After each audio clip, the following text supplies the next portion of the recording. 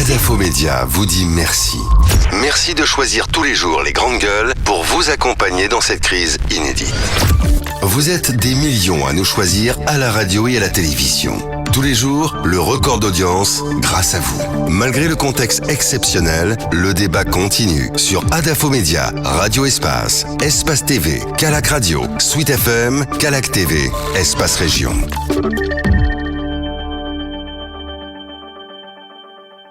Rejoindre dans la troisième partie de cette émission, les GG sur Radio Espace Guinée.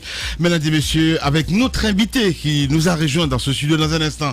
On en reparle évidemment dans cette émission Les Grandes Gueules. Je le disais tantôt, depuis quelques années, la tension donc brûle entre lui et Selcom Guinée. Et ça, Aladi Sidibé, plus connu comme Lai Wassaba, a participé donc comme consultant à l'installation de la société de téléphonie en Guinée. C'est là en vertu d'un protocole signé d'accord parti avec la société, au logo rouge. Leur entente donc a volé un éclat plus tard quand il a fallu payer ses parts à Monsieur Sidibé, 300%, dont le feuilleton perdure évidemment devant les tribunaux du pays. Quelle est la vérité dans cette affaire? Nous essayons de comprendre ce matin dans notre émission avec Maître Tal, vous le voyez à l'écran, avocat de Selcom Guinée. Et ça, dans un instant, il va s'inspirer évidemment sur cette antenne. Nous poursuivons notre enquête avec vous, MMS Moussa Moïse là. Voilà, donc je rappelais que l'inspection générale est passée là parce que un rapport a été adressé au président de la République attestant que au niveau de la Mamri, il y aurait eu un détournement de 10 millions de dollars. Donc placé dans un compte à l'étranger et qui devait servir donc à préparer la campagne électorale de Doncas, qui préparait donc l'après Alpha Condé. Donc l'IGE passe, fait un rapport pour confirmer qu'il n'y avait rien, donc pour soutenir qu'il n'y avait absolument rien. Mais ce qui a attiré mon attention, c'est que la Mamri, dans son premier exercice budgétaire, a fini l'année donc avec un excédent de 85 millions de francs guinéens. Parce que dans l'administration, c'est quand même rare que vous ayez une gestion budgétaire à faire et que vous puissiez finir l'année avec un excédent que vous retournez donc au trésor public. C'était assez rare. La passation de service aura lieu entre le coordinateur sortant et le nouveau, vous savez, c'est l'ancien ministre du budget, Doumbouya, qui était donc le nouveau, Mohamed Doumbouya à ce poste-là. Oui. Alors, dans la passation de service, il a été noté que dans le compte de la Mamri, il y avait un solde créditeur de 13,1 milliards de francs guinéens sur une dotation, parce que la Mamri a une dotation de 15 milliards de francs guinéens. Donc, après un fonctionnement d'au moins 4 mois, il y avait dans les comptes de la Mamri un solde créditeur de 13,1 milliards de francs guinéens sur 15 milliards qui leur ont été alloués.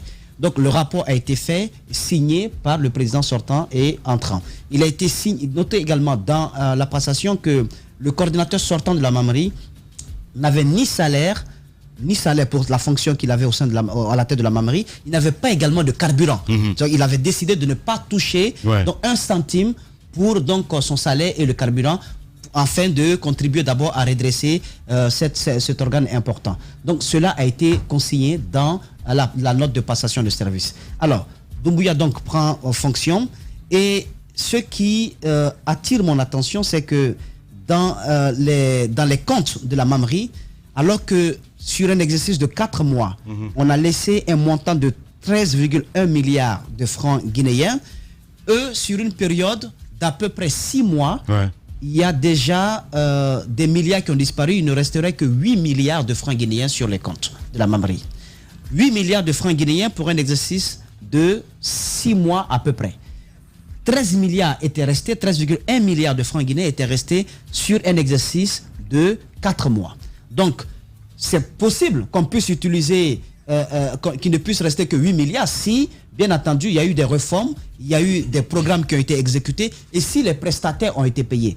Mais je me suis informé auprès de certains d'entre eux, les prestataires, les plus grands prestataires n'ont pas été payés, notamment Avas qui n'a pas été payé. Donc il n'y a pas eu de programme dans ce sens-là. Alors comment on a pu passer de 13,1 milliards de francs guinéens qui étaient dans les comptes de la Mamri à 8 milliards qui sont aujourd'hui sur les comptes de la Mamri? Le reste est parti où? D'accord. C'est la question que je me pose cette question légitime.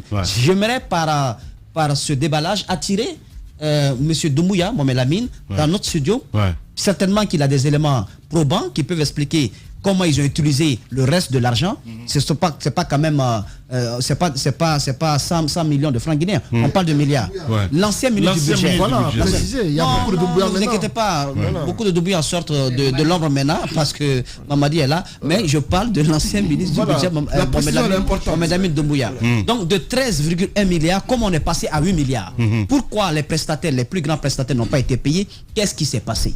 Cette question, elle est importante parce que nous sommes dans une période d'exception.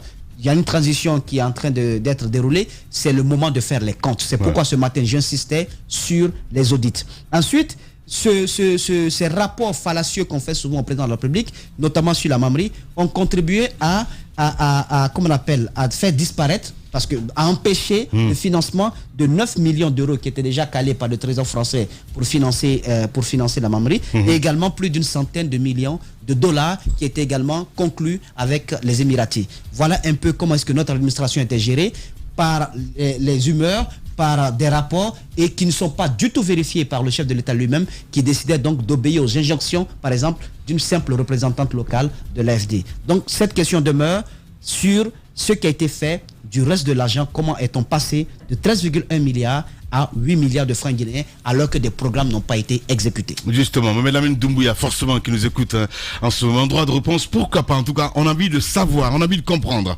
Adafo Média vous dit merci. Merci de choisir tous les jours les grandes gueules pour vous accompagner dans cette crise inédite.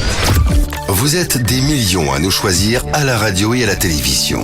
Tous les jours, le record d'audience grâce à vous. Malgré le contexte exceptionnel, le débat continue sur Adafo Média, Radio Espace, Espace TV, Calac Radio, Sweet FM, Calac TV, Espace Région.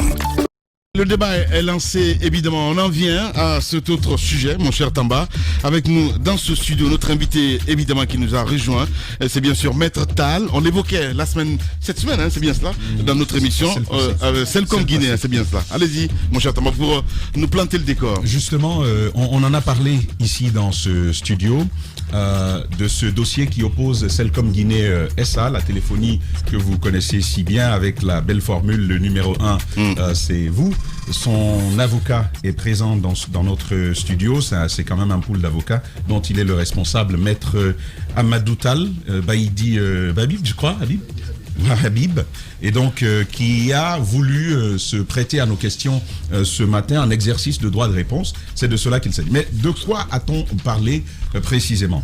Nous avons évoqué la semaine dernière, pour ceux qui nous ont suivis, un accord de service de consultance qui a été signé le 1er septembre 2006 entre la société, et on en riait ici dans ce studio, c'était bien Selcom Enterprises Limited, et BVI et Aladji Sidibé, que l'on connaît bien sous l'appellation Wasaba Sport.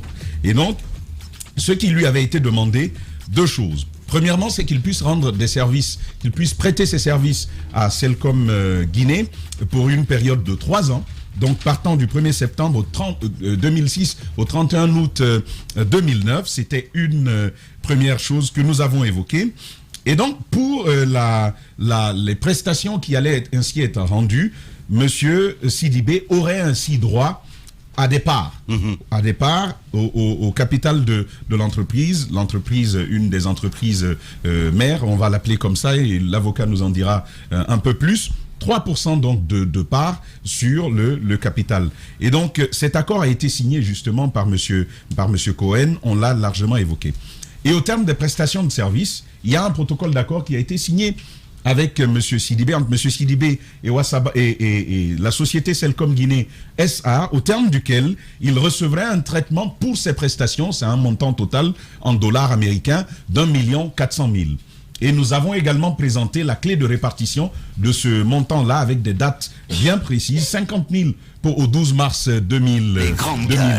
15 mars 2012, 650 000 au 20 mars 2012 et 700 000 toujours en dollars au 28 février 2013. Et donc, voici un peu la situation. Ce qui arrive finalement et que nous avons largement évoqué ici, c'est que M. Sidibé a porté plainte contre la société Celcom Guinée SA auprès de nos tribunaux. Ça fait plusieurs moments déjà que ça dure, que ce procès dure. Par moment, il remporte une victoire. Ensuite, l'exécution est suspendue. Jusqu'au moment où on est en train d'en parler, c'est la situation à ce niveau. Ce qu'il réclame donc, ce sont les dividendes, les dividendes résultant de ces parts, des parts justement, elles qui résultent de l'exploitation de la société Celcom en République de Guinée. Ce qu'on lui a opposé, c'est que Celcom Guinée SA est différente de Celcom Enterprises, différente également de Celcom Telecom. On va en parler justement avec l'avocat qui souhaite réagir à cette situation, vu qu'il nous a écoutés, qu'il souhaite apporter son regard là-dessus. Nous vous disons donc bienvenue, Maître Tal. Bonjour et bienvenue chez le GG. Allez-y. Voilà. Vous avez écouté notre émission d'il y a quelques jours, c'était semaine dernière, et vous avez souhaité apporter votre part de vérité, ce qui est, somme toute, votre droit le plus absolu. Pour commencer, qu'est-ce qui vous a fait réagir ? Bien, je vous remercie, M. Milomono, je vous remercie, M. Guirassi, ainsi qu'à tout le pool de journalistes ici présents. Je vous remercie pour l'opportunité qui est donnée à ma cliente, d'apporter un droit de réponse par rapport à votre émission du lundi dernier. C'était pas plus tard que lundi, je pense que c'était le 27. Ouais. Mais on vous entend pas du tout à l'antenne, hein, monsieur. Voilà. Je pense que c'était le 27. Ouais. Le lundi dernier, c'était le 27 septembre. Ouais. Donc, nous, ça nous a fait réagir dans le sens qu'on ne s'est pas retrouvé dedans. Ok. On ne s'est pas retrouvé dedans, surtout qu'on avait reçu M. Moussa Mouissi là à ma droite, à mon cabinet, avec un certain nombre de cadres de Celcom pour échanger. On a même donné un lot de documents par rapport à la situation. Et finalement, encore une fois, on ne s'est pas retrouvé, d'où notre présence ici aujourd'hui. Bon, cela dit, je pense que par rapport à cette situation, il convient d'abord de camper le contexte. Camper le contexte, c'est un retour nécessaire aux fondamentaux. Un retour nécessaire aux fondamentaux juridiques en la matière. C'est d'abord par rapport à la notion de personne. La notion de personne juridique, c'est tantôt la personne physique que vous êtes, vous, moi, Tamba ou Moussa, mais aussi une fiction juridique qui a créé les personnes morales. Les personnes morales, c'est les sociétés, les associations, les États, etc., etc. Ok, ici, nous parlons de personnes morales. Au niveau de ces personnes morales, à l'image des personnes physiques, elles ont un patrimoine, elles ont un nom, elles ont un domicile, elles ont une forme, elles ont une nationalité, etc., etc., un objet social. En la matière, nous avons au départ de cette affaire, de cette action, Celcom qui a souhaité créer une entreprise de téléphonie mobile ici en Guinée.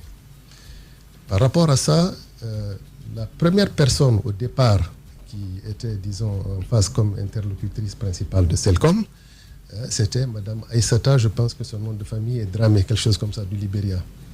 Elle est Aïssata, en tout cas, je retiens son prénom.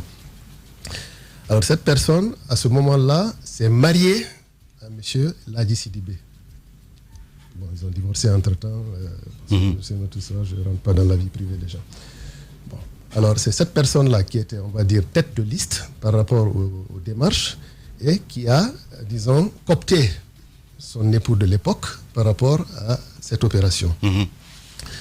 Et à ce niveau, un acte, donc disons un acte, en tout cas un manuscrit a été rédigé, je ne sais pas trop par qui, mais en tout cas rédigé, dans lequel Ladji Sidibé, il est marqué qu'il pourrait, j'insiste sur le conditionnel. Vous parlez de ce manuscrit-là?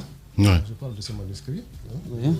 Voilà. Là, il est en anglais. Donne-moi le texte. Voilà. Là, que ce manuscrit dit qu'il pourrait avoir 3% d'actions au niveau de Celcom et que cela pourrait, comment dirais-je, cela pourrait être converti en paiement en espèces, éventuellement. Et dans le manuscrit, il est marqué... Si vous permettez, on va aller là-dessus. Il est en anglais, je peux le traduire. La traduction est juste derrière. Oui, mais je peux carrément, parce que c'est l'authentique.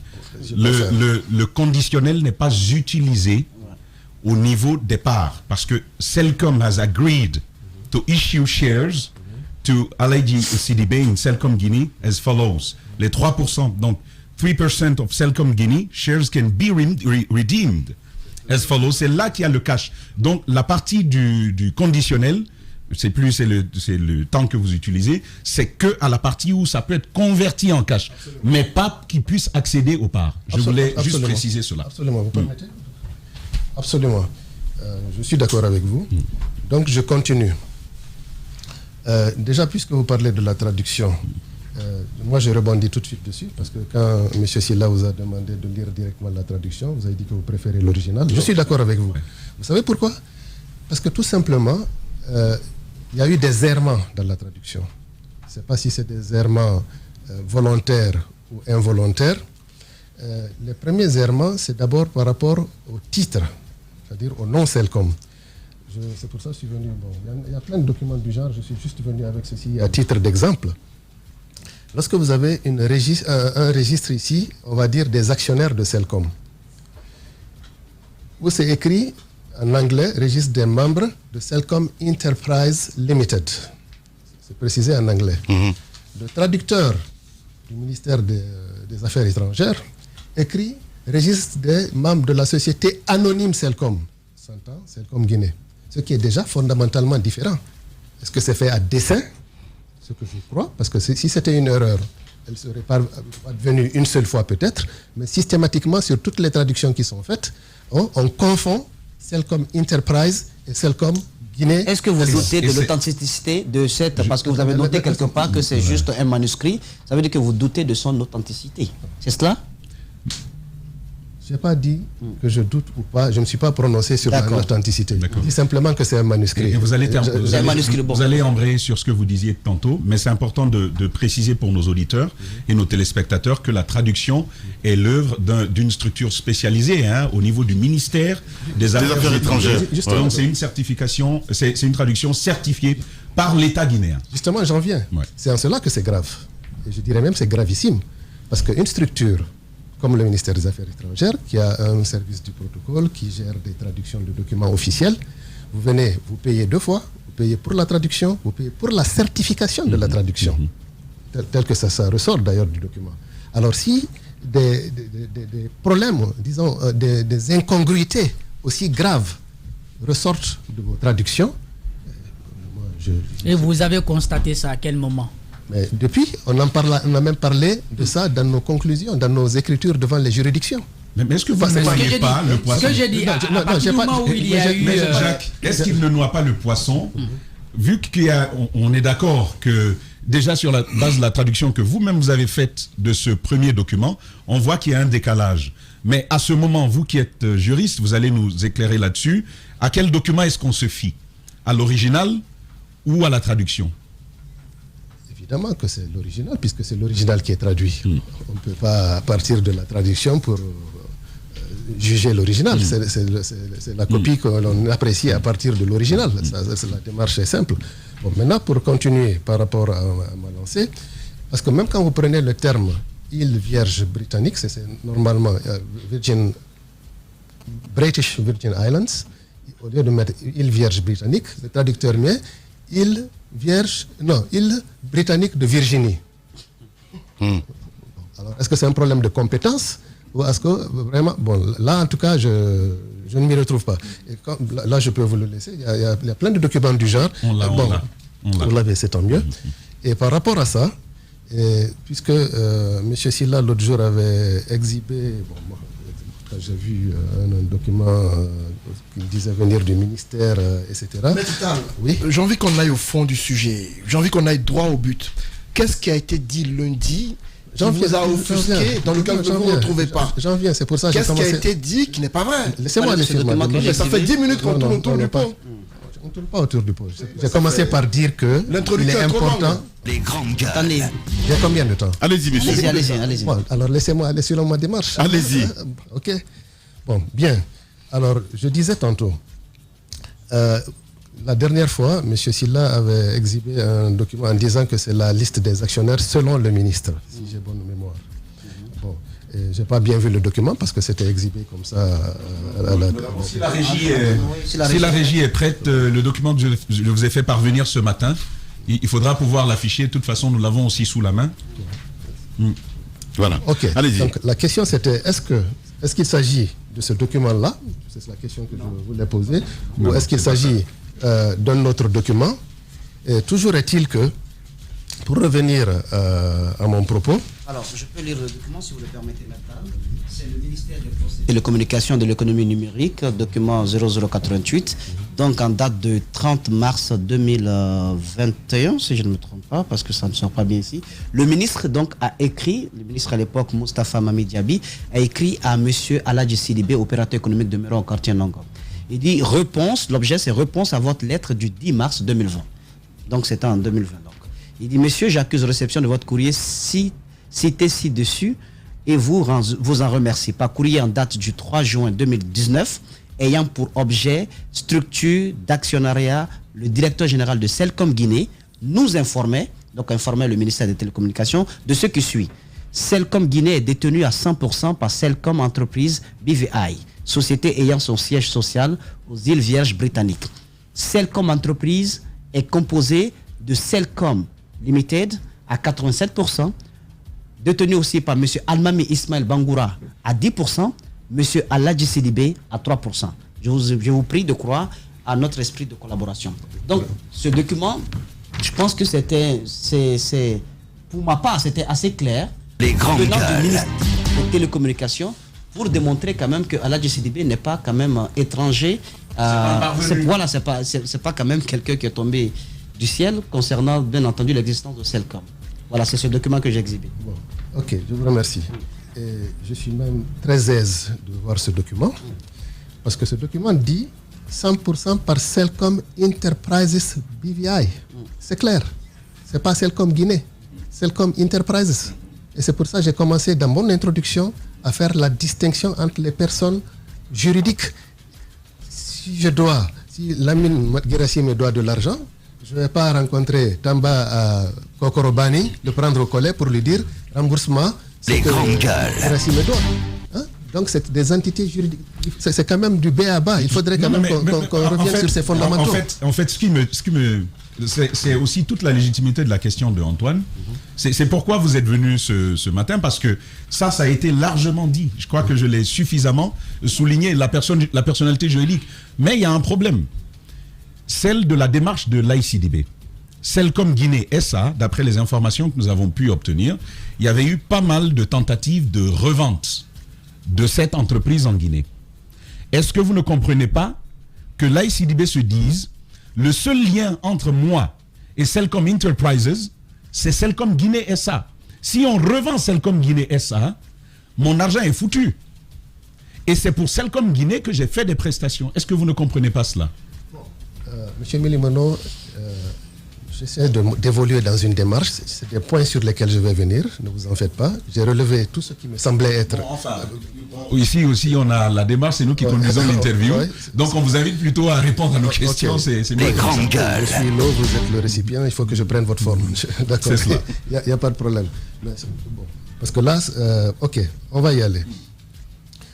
Par rapport à cet aspect, si M. l'AICDB, d'abord, par rapport à... Ça m'amène à anticiper sur ce que je voulais dire, sur les points que j'avais relevés relativement à l'objet de notre demande de droit de réponse. Ça m'amène à anticiper un peu.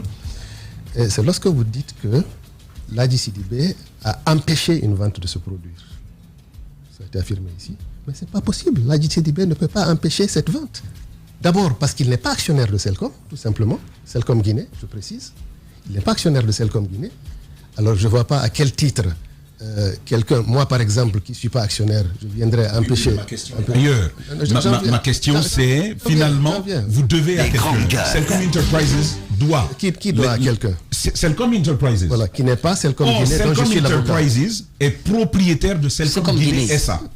Et Celcom Guinée SA est le seul lien, finalement, tangible entre M. Wassaba et Celcom Enterprises. Si Celcom Enterprises revend Celcom Guinée, Le monsieur se dit, mais mon argent, on va me le payer comment? Vous avez posé une question, laissez-moi aller jusqu'au bout de mon raisonnement. À la fin, peut-être, vous pourrez reformuler la question si c'est nécessaire. Je disais ceci, non seulement parce qu'il n'est pas actionnaire de Celcom Guinée, il ne peut pas empêcher une vente éventuelle, si c'est le cas de Celcom Guinée, SA, et deuxièmement, même si l'on considère par extraordinaire qu'il fût actionnaire de Celcom Guinée SA, avec une part de capital des actions, disons, de 3%, on ne peut pas empêcher celui qui a 97% de faire, de procéder à une vente. S'il n'a pas été réglé, c'est possible, oui. Vous ne pouvez pas quand même ne pas payer les dividendes qui reviennent à un actionnaire. Non, c'est pas comme ça que ça se procéder à une passe. vente. C'est pas comme ça que ça se passe. Ce qu'il peut réclamer, c'est que sur le produit de la vente, au cas où on admettrait évidemment qu'il soit actionnaire, ce qui n'est pas le cas, au cas où il serait, disons, actionnaire, c'est que sur le produit de la vente, il lui revienne sa quote-part à hauteur de 3%. D'accord. C'est ce qu'il peut faire, mais il ne peut pas empêcher la vente. Sur les procédures judiciaires, qu'est-ce que vous pouvez nous donner comme information? On n'a que 5 minutes. Si tu permets sur cette question, il y a un autre élément. Il faut que vous nous clarifiez un peu les choses. Celcom Guinée SA est une entité à part entière. Elle a une personnalité juridique différente de Celcom Enterprises, mais aussi de Celcom Telecoms. Maintenant, je vous renvoie à cette autre observation. Alors, cet accord de service, il y a un premier accord de service de consultance qui a été élaboré, nous avons toute la documentation, entre Celcom Enterprises et Aladji. Sauf que le signataire de ce document, de cet accord de collaboration, est aussi le même signataire du protocole d'accord entre Celcom Guinée SA et M. Wassaba. Pour les services rendus dans l'installation, dans l'obtention de la licence à Celcom Guinée ici, il a été promis à M. Wassaba, au terme encore, ça c'est un courrier, cette fois adressé par une autre entité, enfin le responsable d'une autre entité qui s'appelle Celcom Telecoms, et son signateur est là, Enoch Dambek. C'est Enoch Dambek qui va dire à M. Wassaba, voici comment on va te payer, et cela a été fait sur les 1 400 000 $. Vu qu'on est dans un jeu entre entités, comment vous m'expliquez que ce soit Celcom Telecom qui paye l'argent, en tout cas le virement et les traces que nous avons, c'est Celcom Telecom qui paye l'argent pour une convention passée avec Celcom Enterprises? Ça, c'est la question que je vous pose. Bien. D'abord, par rapport à ça, parce que vous m'avez interrompu, je n'avais pas terminé mon raisonnement, mais je laisse tomber, je reviens vers vous. Par rapport à ça, si Aladji Sidibé a des griefs contre la personne de M. Yoram Cohen, je pense que c'est à lui que vous faites allusion, mais qu'il s'attaque à M. Yoram Cohen. Yoram Cohen n'est pas un courant d'air. Hein? Il sait où le trouver, il connaît son adresse. Et j'ai entendu la dernière fois certains dire, bon, il est là, c'est plus facile que d'aller attaquer. Mais il n'a pas besoin de se déplacer. Je ne suis pas son avocat de toute façon pour le lui dire, mais il y a des avocats qui existent dans le pays où vit Yoram Cohen. C'est ce que M. Wassaba a fait, parce que Yoram Cohen est aussi le signataire du protocole d'accord avec Celcom Guinée SA. Au même titre qu'il a signé le premier document avec Celcom Enterprises. C'est lui le signataire de la convention. C'est pas ce que je suis en train de dire. C'est pas ce que je suis en train de dire. Il ne l'a pas attaqué à l'étranger, c'est vrai. Voilà, mais il a engagé toutes ses forces ici. C'est ce que je suis en train de dire. Je dis, il se trompe d'adversaire, tout simplement. Parce que s'il a des griefs contre la personne de M. Yoram Cohen, là où vit M. Yoram Cohen, il y a une foultitude d'avocats. À partir d'ici, il peut constituer un avocat et poursuivre M. Yoram Cohen. Mais vous avez été condamné, maître Tal, parce qu'on n'a plus assez de temps. Oui, mais si, voilà, parce que l'objet pour lequel je suis là ne me permet pas de... Oui, mais la radio chaleur aussi. Oui, bien sûr, mais si déjà on me déroute de mon chemin, et puis voilà quoi. Bon, donc, vous parlez de condamnation, j'anticipe sur la question. Sur ce point, on a vu une fraude fiscale flagrante de la part de Aladji Sidibé. Si on prend le premier arrêt rendu par la Cour d'appel, c'était en 2015, je crois, ou 2016. Vous parlez de fraude fiscale? Je parle de fraude fiscale. Ouais. Quand vous avez une décision juridictionnelle, la loi vous oblige, avant de la faire grossifier par le greffe de la juridiction, de l'enregistrer d'abord au niveau des impôts. Et l'enregistrement, c'est 1% pour ce qui est du montant principal, si mes souvenirs sont exacts, et 2% pour la partie en dommages-intérêts. Aladji Sidibé, par des acrobaties, on ne sait trop comment, on est arrivé à 65 millions de dollars. Je voulais même rentrer aussi dans cet aspect, mais bon, puisqu'on me dit que le temps est court. Et pour quelqu'un qui bénéficie d'une condamnation obtenue comme ça, ex nihilo, de 65 millions de dollars, 1% de 65 millions de dollars, ça fait quand même 6 500 000 dollars. 1%, si mes calculs sont bons. Non, c'est 10%. Ça fait 650 000 dollars. 650 000 dollars, ça représente 6 500 000 millions francs guinéens si on prend le cours de 1 dollar pour 10 000 francs aujourd'hui. Nous, quand on a vu le document, on a dit, moi je ne vois pas ce monsieur-là aller payer 6 milliards et demi aux impôts pour enregistrer cette décision. On a fait partir un huissier qui a constaté effectivement qu'il n'y a pas eu d'enregistrement. C'est des arrangements qui ont été faits. Alors quelqu'un, parce que ça m'amène aussi sur la problématique du nationalisme et tout ça, quelqu'un qui est nationaliste, il faut d'abord aider ton pays. Vous nous envoyez ailleurs. Non, mais parce que le problème ça a été évoqué ici. Ça a été évoqué ici. On est sur la problématique. Est-ce que Celcom Enterprises doit les 3% au moins? Est-ce que vous reconnaissez ça? Pour Celcom Enterprises au moins. Je ne suis pas avocat de Celcom Enterprises, je suis avocat de Celcom Guinée SA. Au vu des documents de l'Aladji Sidibé, on pourrait penser qu'il existe ce deal entre lui et Celcom Enterprises. Et puisque c'est entre lui et Celcom Enterprises, nous sommes tiers à cette transaction. Bon, maintenant, par rapport à... Je parlais de fraude fiscale, vous ne voulez pas que je termine le... Allez-y. Bon, par rapport à cela, quand vous avez une décision en votre faveur, la loi vous impose de l'enregistrer à 1% avant que de la faire grossifier et aller l'exécuter. Alors lui, il essaie d'exécuter quelque chose alors qu'il ne, il n'a pas accompli son propre devoir. Bon, on va dire l'État va s'occuper de ça. Bon, ça c'est autre chose. Voilà, C'était juste une parenthèse par rapport à ça. Donc tout cela pour dire que M. Sidibé a un sésame qui ouvre beaucoup de portes. Bon, cela dit, sur les points que moi j'avais relevés concernant l'objet de notre présence ici. L'autre fois, vous avez dit ici qu'Aladji Sidibé allait fermer les locaux de Celcom en exécution, etc. Non. Aladji Sidibé a obtenu une ordonnance de façon très rocambolesque. Le temps n'est en cours, je pouvais vous en parler en off. Très rocambolesque, alors encore une fois. Et c'est cette ordonnance, alors même que la Cour suprême avait donné un arrêt de sursis.